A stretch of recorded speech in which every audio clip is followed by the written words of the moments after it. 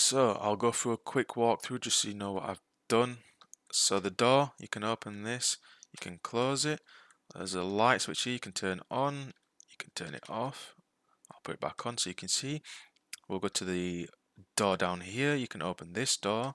You can also close that door, open it, etc. I'll close it.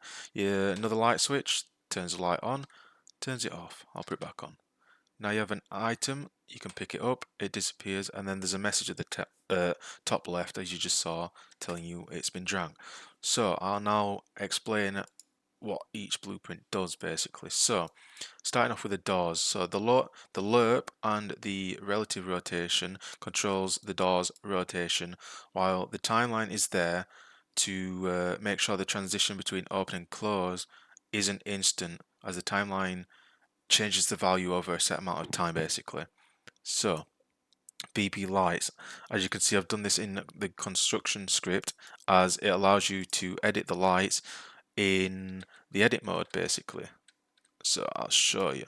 So lights, it can change color and intensity. So we'll go back here.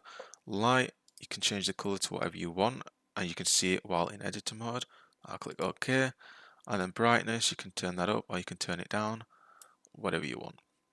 Now the light switch. So the flip-flop basically controls whether the boolean is lights on. It controls whether that's true or false.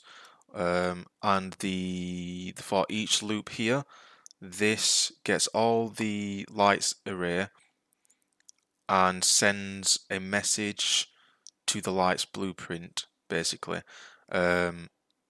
I did this because it just worked for me, but I'm pretty sure there will be an easier way to do it.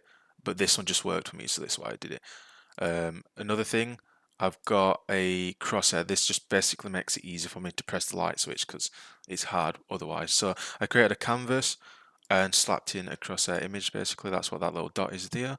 I can show you real quick, so you might have seen already. There it is. It just makes it easier to open door and turn the light switch on. There you go. Now for the folders, I have just basically put them all into the on just to make it easy for me to know where things are. So for example, lights, I'll open that, there you go, all the lights are in there. I'll go back to content, doors, there you go, the door, BP, etc. The crosshairs there. It just allows me to know where everything is basically.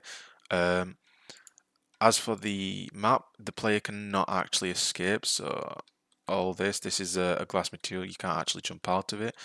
Same with all these are just walls, roof, you can't get out. I'll go through these.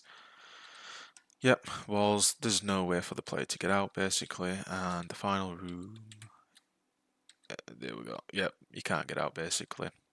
One final thing I will go over is the comments. So I have added comments to each node basically, telling you what they do, just to make it easy for the person reading or watching understand what they are actually doing. So as you can see, comments here. There is another comment on this telling you what it is and why it's here, etc. Same with this stuff. Just makes it easy for the person to understand what's going off basically.